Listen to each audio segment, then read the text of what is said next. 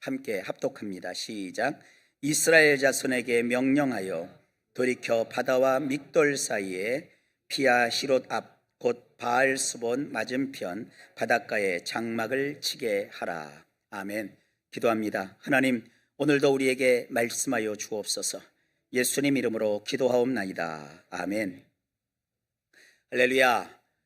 오늘 저는 출애굽기 14장 2절 말씀을 본문으로 해서 활 시위를 당기라 라는 제목으로 하나님의 말씀을 증언하려고 합니다.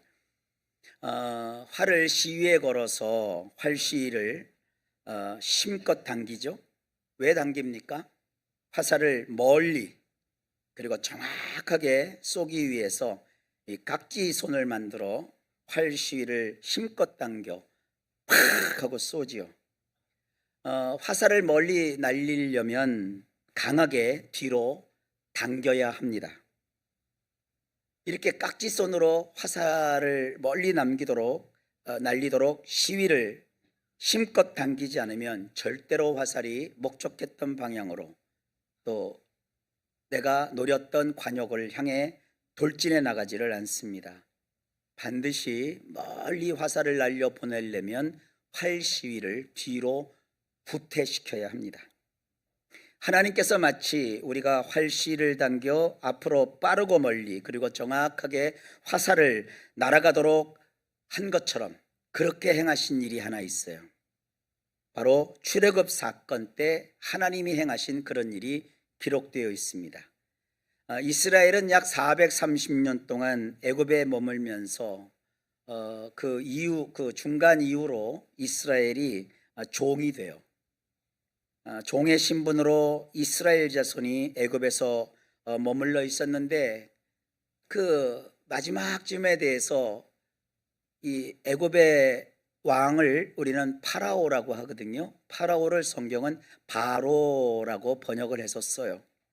어쨌든 이 파라오가 이스라엘 그 백성들을 크게 어렵게 만들어요. 노역을 시키고 그들의 것을 앗아가고 힘들게 해요. 그건 이스라엘이 형편없어서가 아니라 애굽 사람보다 이스라엘이 더 뛰어내요. 자식도 잘 낳고 머리도 좋고 뭐 일 하나 맡겨놓으면 더 일을 잘해요. 그러니까 이건 눈의 가시와 같은 존재예요. 더두다가는 그 애굽이라는 나라가 이스라엘에게 잡혀먹힐 것 같은 그런 위세를 이스라엘 사람들에게서 느꼈어요. 그래서 더 크게 이스라엘을 힘들게 만들어요. 그러자 이스라엘 백성들이 하나님 앞에 그 어려움을 호소해요. 그들의 그 고통 소리가 하늘까지 맞닿았다고 성경이 말하고 있어요. 근데 이것은 하나님이 그들의 선조인 아브라함과 이삭과 야곱에게 약속하신 그 언약을 이루시게 하기 위해서 역사의 그 모든 수레바퀴를 돌리시는 하나님이 때가 되매 그들이 고통 속에 들어가도록 이끌어 주신 거예요. 사람은요 이상하죠. 편안할 때는 잘 모르다가 막상 어려움을 겪어야 그 사람 속에 어떤 것이 있는지 그 실체가 드러나게 마련입니다.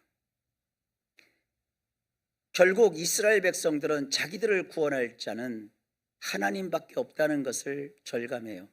그러자 그 즈음에 하나님께서 미리 준비하신 최소한 한 80년 전부터 하나님이 뽑으시고 준비하신 한 인물을 이제 하나님의 역사의 무대에다가 하나님이 등장시켜요. 그가 바로 모세라는 사람입니다.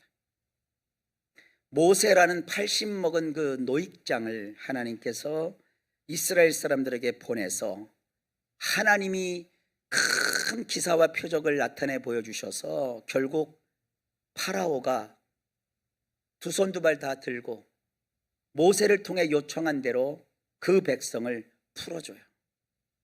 그래서 민족의 대이동을 이제 시작합니다. 그 모든 과정을 기록해 놓은 것이 출애굽기 내용에 담겨 있어요. 출애굽기, 민수기, 신명기 다 그 배경 속에 만들어진 성경의 말씀이에요. 이 출애굽한 이스라엘 사람들의 최초 이동 경로를 보면 고센이라는 땅에서 출발을 해가지고 숫곳이라는 지역을 지나서 동쪽 방향으로 진행을 합니다. 이스라엘 백성들이 모세의 그 영도하에 동쪽 방향으로 군대 같은 대열을 이루고 수많은 이스라엘 백성인데 장정만 한 60만 명 정도 되니까 장정들의 짝, 그리고 장정들이 함께 하고 있는 가족들, 노인층들, 그리고 여성들, 그리고 이스라엘로 귀화한 이방 사람들을 다 종합해서 어림수로 계산해 봐도 출애굽한 이스라엘 백성들은 작게는 200만 명에서 대략은 한 400만 명, 그리고 제가 본 어떤 책에는 한 700만까지 보는 분도 있는데 700만은 좀 과한 것 같아요. 그러니까 이 대전 인구가 한 좀 줄어갖고 지금 한 140만 명 정도 되잖아요. 대전 인구가 140만 명인데 이 대전 인구의 한 2배만큼 되는 어마어마한 사람들이 군대의 대열을 이루어서 하나님이 약속하신 땅으로 지금 이동을 하는 상황이에요. 상상이 잘 안 가는 어마어마한 거죠. 어쨌든 국경을 넘어서 에담이라는 곳에 도착을 해요. 거기서 조금만 더 가면 아브라함과 이삭과 야곱에게 약속하신 가나안 땅이라고요. 그때 하나님이 그들에게 명령하십니다. 그것이 오늘 본문입니다. 하나님이 명령하여 돌이켜 바다와 믹돌 사이에 비아히롯 앞 곧 바알스본 맞은편 바닷가로 가서 거기에 장막을 치게 하라. 이 많은 사람이 오늘날 성경에 나오는 지명을 현대인들이 가지고 있는 지도 위에서 확인하려고 해요. 이게 궁금증을 푸는 데는 약간 도움이 될 수 있지만 성경에 명시된 그 지명이 정확하게 어디를 가리키는 것인지 그 정확한 위치를 알 수가 없어요. 왜냐하면 출애굽의 경우 이게 지금부터 약 한 3,400년 전에 일어난 사건이에요. 지금부터 약 3,400년 전의 지명들이라서 오늘날의 지도를 펴놓고는 그곳이 어디인지 특정하는 것이 불가능해요. 그렇게 옛날 시대까지 갈 필요가 없어요. 이 대전이라는 것도 100년 전 이 충청권을 표시한 지도에서는 찾아볼 수가 없어요. 이 대전이라는 이 옛날 이쪽이 무슨 전쟁터였었잖아요. 한밭벌이라고 해서 이게 정확하게 지도에 안 나오고요. 이 지도 속에 여기가 우리가 위치한 이 동네 이거 찾는 게 없어요. 근데 동네 이름도 없었던 곳이에요. 제법 좀 오래된 그 지도책 보면 이게 범골이라고 표시가 되어 있어요. 그것도 한자로 되어 있어서 한자 모르는 사람들은 아예 보지도 못해요. 지금은 지도가 굉장히 정확하게 그려 있지만 옛날 지도는 그렇게 정확한 축적법에 의해서 만들어지지가 않았어요. 우리나라 그 김종호 선생님이 만든 대동여지도 정도급 정도 돼야 대충 위치를 파악할 수 있을 뿐이죠. 현대에 들어서 최근 한 100년, 200년 전에도 지명을 놓고는 어디인지 잘 모르는데 이 성경시대에 우리보다 그 영토도 어마어마하게 상상할 수 없을 만큼 큰 그 이집트, 그 지역, 시리아 이런 쪽에 있는 그 지명을 하나 놓고 그것이 어디 있는지 확실하게 찝어내는 것은 이건 불가능에 가깝습니다. 다만 우리는 성경 본문을 통해서 그 지역에서 일어난 일들이 어떤 것인지 그리고 어떤 상황에서 이런 일이 진행되었는지 짐작만 할 뿐입니다. 이 돌이켜라는 단어는요, 원문을 통해 보면 진행 방향을 바꾸었다라는 뜻이에요. 달리 말해 이제 하나님께서는요, 이스라엘이라는 화살을 멀리 날리기 위해서 하나님이 활시위에 물려 하나님이 끼신 깍지 그 손으로 힘껏 뒤로 당겨서 이제 하나님의 어떤 뜻을 이루려고 발사하기 위해서 이스라엘 사람들에게 뒤로 확 물리면서 너희는 돌이키라 지금 하고 계시는 거예요. 활시위는 우리가 당긴 게 아니라 하나님이 지금 당기고 계시는 거예요. 동쪽으로 직행하면 아브라함과 이삭과 야곱에게 약속하신 가나안 땅으로 갈 수 있었어요. 그러나 출애굽한 이스라엘이 가야 할 경로를 정할 때 하나님께서 아예 진작부터 하셨던 말씀이 있어요. 애굽을 출발하기 전에 출애굽기 13장 17절에 보면 바로가 백성을 보낸 후에 블레셋 사람의 땅의 길은 가까울지라도 하나님이 그들을 그 길로 인도하지 아니하셨으니 이는 하나님이 말씀하시기를 이 백성이 전쟁을 하게 되면 마음을 돌이켜 애굽으로 돌아갈까 하셨음이라. 애굽에서 가나안 땅으로 가는 보통 사람들에게 알려진 옛날에 그 상거래가 이루어지는 교역이 이루어졌던 그 도로로 향해서 가면 이 이스라엘 사람들을 지독히 싫어하는 블레셋 그 사람들이 거주하는 곳을 지나야 되는데 전쟁을 치르게 된다는 거예요. 하나님은 그 길로는 아니라는 거죠. 그래서 하나님은 가나안으로 가는 가까운 길이 아니라 이제 안전하게 갈 수 있는 홍해의 광야길로 돌아서 가는 이런 경로를 잡도록 하셨어요. 이스라엘 자손은 애굽 땅에서 나올 때 마치 군대가 행진하는 것처럼 대열을 지어서 나오게 되었는데 성경에 보니까 모세는 요셉이 했던 그 유언대로 그들의 선족격인 그 요셉의 유골까지 챙겨서 이제 나옵니다. 이 숫곳이라는 곳을 지나 광야가 끝나는 지점인 국경지대죠. 에담이라는 장소에 장막을 칩니다. 그곳까지 도착하는 동안 여호와께서는 그들 앞에서 가시면서 낮에는 구름 기둥으로 그들의 길을 인도하시고 밤에는 불 기둥을 그들에게 비추십니다. 낮이나 밤이나 그들이 멈추지 않고 진행하도록 도우십니다. 낮에는 구름 기둥, 밤에는 불 기둥이 백성 앞에서 떠나지 않았다고 성경이 증언해요. 구름 기둥 따로 있고 불 기둥 따로 있는 게 아니라 성경의 기록에 보면 기둥은 하나예요. 하나님이 그들과 함께 하시는 그 증거로 하나님은 아주 진한 구름으로 기둥처럼 그들에게 함께 하셨는데 그 속에 성경에 보면 하나님은 불이라고 그랬거든요. 불이 있었던 거예요. 낮에는 그 진하게 덮은 그 구름이 보였고 밤에는 그 진한 구름 속에 있는 하나님의 환한 불이 보이니까 낮에 볼 때는 구름 기둥, 밤에 볼 때는 불 기둥. 그것이 국경지대까지 이스라엘이 가는 그 길을 비추면서 이끌어 가셨어요. 이제 하나님께서 에담에 도착한 이스라엘 사람들에게 명령하십니다. 돌이키라, 즉 방향을 바꾸라. 그대로 동쪽으로 직행하면 가나안으로 바로 갈 수 있지만 하나님은 이제 남동쪽 방향으로 진행 방향을 바꾸라고 명령하십니다. 그래서 도착한 곳이 어디냐? 비아히롯이라는 곳이에요. 이 비아히롯이라는 곳으로 가서 장막을 치게 하십니다. 비아히롯이 정확히 어디에 있는 장소인지 현대인들은 아무도 특정할 수가 없어요. 다만 성경은 그 비아히롯이 바다와 믹돌이라는 곳 사이에 위치한 지역이라고 말합니다. 바다라는 것은 우리가 대충 알 수 있는데 믹돌이 그러면 어디 있느냐 이것도 몰라요. 근데 좌우지간 이 바다와 믹돌 사이 이 비아히롯은 그 비아히롯 그 바다 넘어 맞은편에는 바알스본이라는 것이 또 있다고 얘기를 해요. 역시 바알스본 역시 정확히 어디인지 모르는 건 매한 가지예요. 그 장소가 어디인지가 사실은 중요한 게 아니라 이렇게 되면 이스라엘이 그곳에 머물러 있다는 소식을 애굽 왕 바로가 듣게 된다는 사실이 중요해요.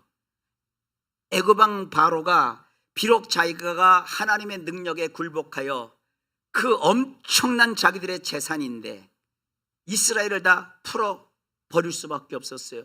근데 마음에 막 아쉬움이 있는 거죠. 그런데 바로가 이 소식을 들으니까 이스라엘이 그 땅에서 이제 멀리 떠나 광야에서 갇혔구나. 바로는 알고 있거든요. 그 길로 쭉 가면 가나안으로 가는 길이니까 그쪽으로 갔으니 이제 가나안 땅으로 갈 줄 알았는데 들려오는 소식에 의하면 저들이 방향을 틀어서 홍해길로 간다는 소리를 들은 거예요. 그러니까 바로가 어떻게 생각해요? 저놈들이 길을 잃었구나. 광야에 이제 갇혔구나. 그쪽으로 가면 오도 가도 못하는 곳인데 이 바보들이 그쪽으로 향해 갔구나. 이제 잘됐다. 우왕좌왕 갈피를 잡지 못하고 있는 그들을 이제 우리가 가서 다시 되잡아오자. 그런 생각을 하고 있었는데, 그런 생각을 하게 될 거라고 하나님께서 의도적으로 그렇게 그들을 그곳으로 방향을 틀어서 오판할 수 있도록 하셨다는 거예요. 결국 그렇게 오판한 바로가 애굽에서 종살이하던 이스라엘 백성들을 다시 붙잡으려고 군대를 총동원해서 이스라엘의 뒤를 쫓아오기로 결정하게 될 것이라고 하나님께서 예측하세요. 그 결과 애굽 사람들은 물론이거니와 모든 사람이 여호와라 이름하시는 하나님만이 참된 신이라는 것을 알게 될 것이라고 하나님께서 부연 설명까지 해 주십니다. 그 이후로 정말로 바로가 군대를 이끌고 이스라엘 자손을 맹추격합니다. 그러다가 홍해에서 몰살당하는 기적적인 일이 발생을 해요. 오늘은 동쪽으로 가던 길에서 돌이켜 그 방향을 틀어 남동쪽으로 돌이켜 가도록 하신 이 일에서 우리가 오늘을 살면서 받아야 될 교훈을 함께 나누려고 합니다. 여러분, 살다 보면 우리 인생길을 주관하시는 하나님께서 우리가 가던 길을 멈추게 하시거나 방향을 틀어버리는 경우가 있습니다. 우리의 예상이나 스케줄대로 일이나 상황이 진행되지 못할 수도 있다는 뜻이에요. 그럴 경우 우리는 대부분 하나님이 어째서 나에게 이러실 수 있느냐는 반응을 보입니다. 내 뜻이 꺾이거나 내 맘대로 안 될 경우 그것이 나쁜 일만은 아니라는 소리예요. 지금 혹시 이런 경우가 있습니까? 여러분, 그게 나쁜 일만은 아니에요. 나중에 가보시면 알아요. 그래서 우리 그리스도인들은 세상을 살면서 내 뜻이 아니라 하나님의 뜻이 나의 삶에서 이루어지기를 바라는 그런 신앙을 반드시 가지셔야 합니다. 그저 우리는 연약한 한 인생에 지나지 않는다는 겸손한 마음을 가지고 있어야 합니다.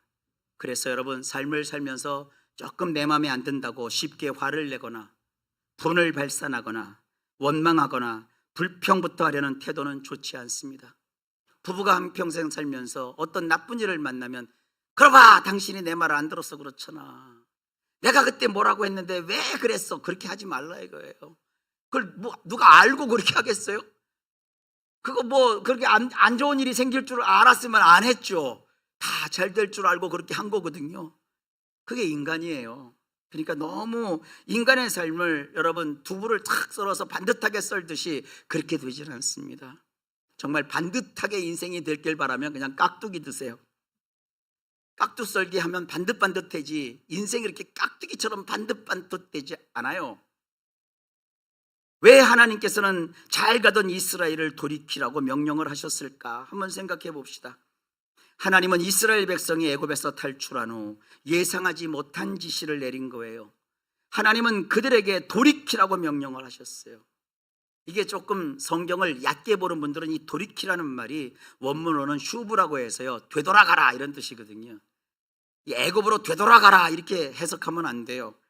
이 돌이키라는 말은요, 가던 방향을 다른 방향으로 틀어라 이런 뜻이에요.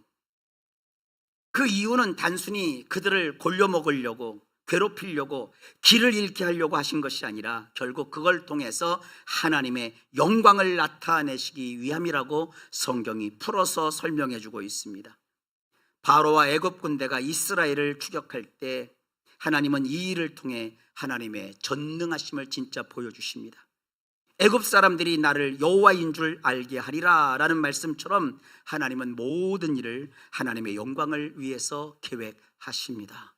하나님은 여러분의 인생의 주인이십니다. 그래서 결국은 여러분이 지금 겪는 불행한 일, 어려운 일, 힘든 일을 통해서 결과적으로 하나님의 영광이 나타날 거예요. 이 호프 마이어라고 하는 아주 유명한 구약 성경 학자가 있어요. 이 호프 마이어는요, 하나님이 이스라엘 자손에게 돌이켜 비아히라스로 가라고 명령하신 이유는 군사적인 어떤 전략적 목적이 있었다고 풀어서 우리에게 알려줘요. 이 바로의 입장에서 이스라엘이 비아히라스로 가서 진을 친 것은 길을 잃고 벗어날 수 없는 상황에 일부러 갇히도록 하나님이 그렇게 하셨다고 이 호프마이어가 얘기를 해요. 다시 말해서 뭐냐면 하나님이 일부러 방향을 틀어서 그곳에 들어가도록 하신 것은 외부에서 볼 때 저 바보 같은 이스라엘 백성들 왜 거기로 가? 도간에 갇힌 쥐꼬리 되는 건데 왜 거기로 가? 이걸 누가 명확하게 파악하고 판단하도록 했냐면 바로가 그렇게 하도록 한 거예요. 이 전략 전술에서 이런 게 필요하거든요. 적들을 안심하고 초토화시킬 수 있는 방법은 적들이 오판하도록 해가지고요, 다 전 군사력을 동원해서 거기에 집중하도록 하는 거예요. 이런 전략이 현대전에도 쓰여요. 옛날 우리나라 그 인천 상륙작전 연합군에서 할 때도 인천에서 상륙할 줄 아무도 몰랐대요. 대신에 이 정보를 어떻게 흘렸냐면 첩보죠. 원산으로 갈 거다. 정반대잖아요. 근데 원산은 항구예요, 항구. 원산으로 가서 거기서 딱 끊어갖고 내려올 거다 해갖고요, 막 정보전을 했어요. 이 인천은요, 큰 군함이나 이런 것을 거기다가 대놓고 이게 뭐라고 할죠? 상륙작전을 할 수 있는 형편이 아니래요. 지금도 인천에서 배 타고 중국 갈 때 보면요, 한참 도크가 열릴 때까지 기다려야 되잖아요. 전략적으로 그걸 막 흐린 다음에 결과적으로는 인천을 치고 들어오니까 허가 찔린 거잖아요. 이게 현대전에서도 쓰이는 거예요. 그러니까 바로의 그 야심을, 바로의 본심을 하나님은 다 꿰뚫고 계셔서 그 어마어마한 이스라엘 백성들을 안전하게 바로의 그 공격으로부터 보호하시기 위해서 하나님은 일부러 방향을 바꾸어서 저 바보 같은 놈들 길을 잃었구나, 이 저기서 헤매다가 다 죽겠구나, 이렇게 오판하게 만들게 하려는 그런 전략적인 뜻이 있었다고 이 엄청난 구약 성경학자가 풀어주고 있는 거예요. 이곳을 이 학자는 어떻게 푸냐면요, 여기 비아히롯이라는 지역이 어느 곳인지 정확하게 특정할 수는 없지만 대략적으로 살펴보면 지금 이스라엘 백성들은 비아히롯으로 가게 되면 북쪽으로는 못 가요.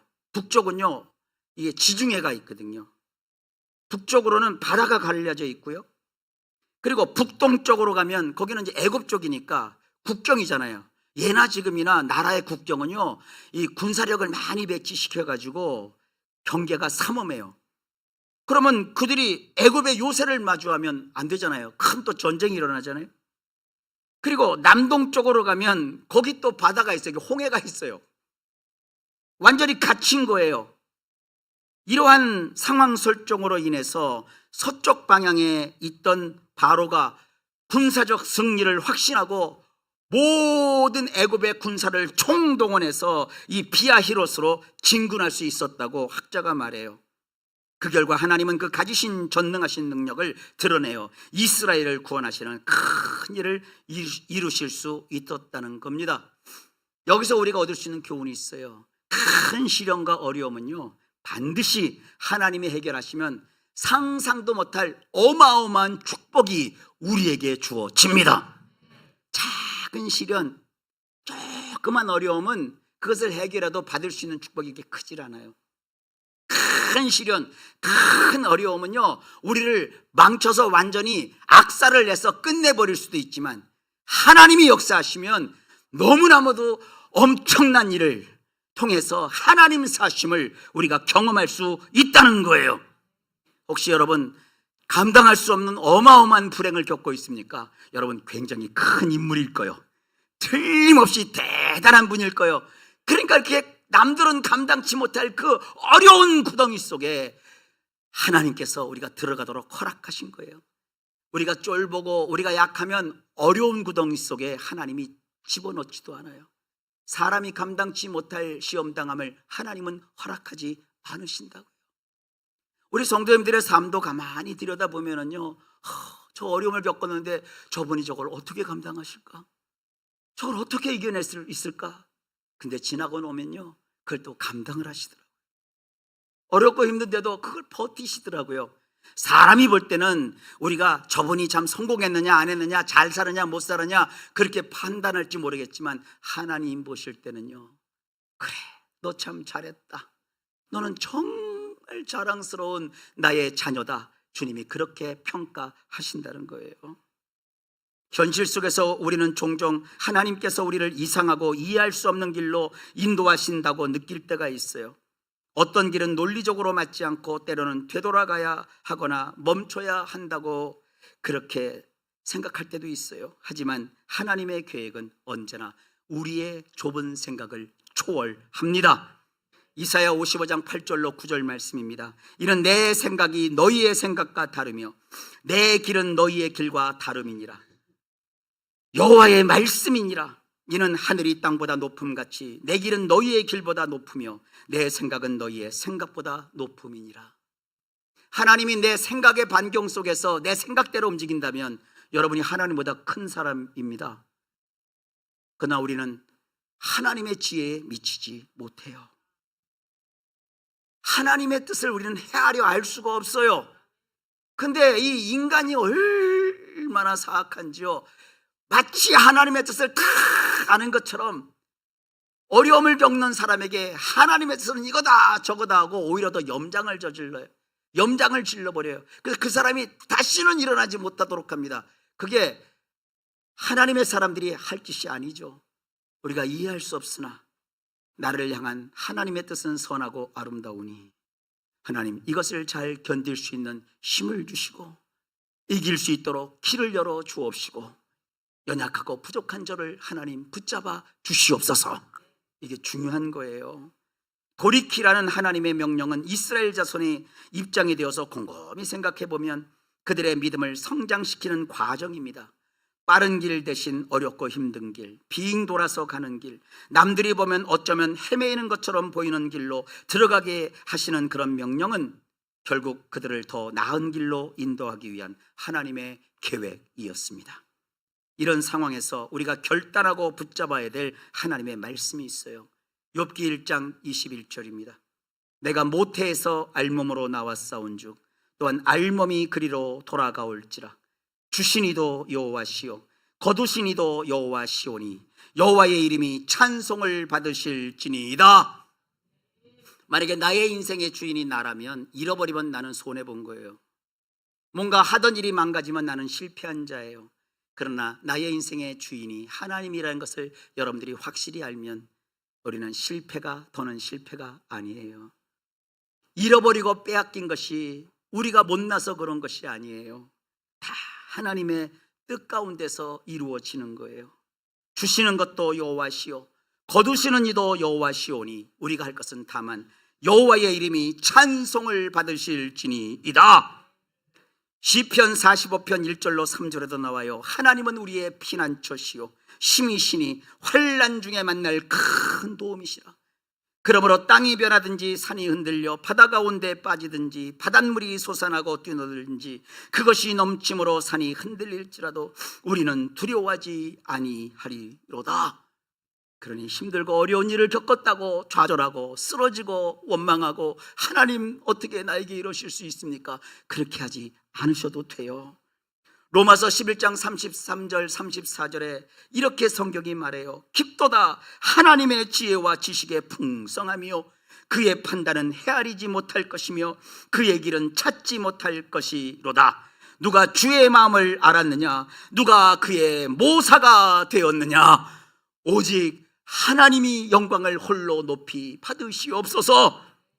비아히롯에서 이스라엘이 마주쳤던 것은 그들을 잡으려고 몰려오는 바로의 군대였고 더는 앞으로 진행할 수 없도록 막혀있는 홍해였습니다. 그야말로 절대 희망이라고서는 찾아볼 수 없는 절명의 순간이었어요. 여러분 인생에 이런 일을 겪어보셨습니까? 다 이것을 하나님은 견디고 이길 수 있는 힘을 주시고 지혜를 주시고 이끌어 주신다는 거 우리 성도님들 믿으시길 주의 이름으로 축복합니다. 이렇게 목사가 말할 때 그렇구나 하고 은혜를 받는 게 좋지 하나님도 한번 실감하게 해주세요 그러지 말라고요. 저는 많은 걸 정말 경험했어요. 이스라엘 백성이 바로의 군대와 홍해를 마주하였을 때처럼 우리도 앞길이 막혔다고 느낄 때가 있어요. 하지만 하나님은 길이 없는 곳에 길을 만드시는 분이세요. 우리 한계를 넘어서 일하시는 하나님을 여러분 신뢰하셔야 합니다. 그날 어떤 일이 벌어졌는지 성경은 14장 30절로 31절의 결론부에 이렇게 말하고 있어요. 그날에 여호와께서 이같이 이스라엘을 애굽 사람의 손에서 구원하심에 이스라엘이 바닷가에서 애굽 사람들이 죽어 있는 것을 보았더라. 이스라엘 사람들이 죽지 않고요, 오히려 이스라엘 사람들을 잡아서 족치려고 했던 애굽 사람들이 죽었어요. 이스라엘이 여호와께서 애굽 사람들에게 행하신 그 큰 능력을 보았으므로 백성이 여호와를 경외하며 여호와와 그의 종 모세를 믿었더라. 여러분, 그러니 금년 안에 살면서 그냥 하나님을 믿읍시다. 하나님은 나에게 선하시다. 하나님은 언제나 나에게 있어서 좋으신 분이시다. 결국 나로 이 험한 세상을 무사히 잘 지나가도록 하신다. 아무리 어렵고 힘든 상황과 맞닥뜨려도 그 상황은 하나님에 의해서 다 지나가게 될 것이다. 지나갈 뿐만 아니라 나에게 유익한 방향으로 그 이유가 진행될 것이다. 그래서 우리는 주님을 찬양하면서 날마다 살아가야 합니다. 항상 우리가 할 것은 기뻐하고 범사에 그저 감사하고 늘 기도하면서 그저 우리 성도님들 찬양하며 살아갑시다. 하나님이 우리를 붙잡고 이끌어 가십니다. 기도합니다. 하나님 감사합니다. 우리 성도들이 어렵고 힘들 때, 그럴 때마다 하나님이 활시 위에 나의 인생을 다루셔서 하나님이 그 깍지손으로 나를 뒤로 당겨 더 멀리, 더 원대하게, 더 좋은 것으로 하나님께서 이끄시는 그런 놀라운 계획이 있다는 것을 믿게 하여 주옵소서. 그래서 하나님을 날마다 찬양하며 살아가는 우리 모든 성도들이 되도록 주여 역사하여 주옵소서. 우리 주 예수님의 이름으로 간절히 기도하옵나이다. 아멘.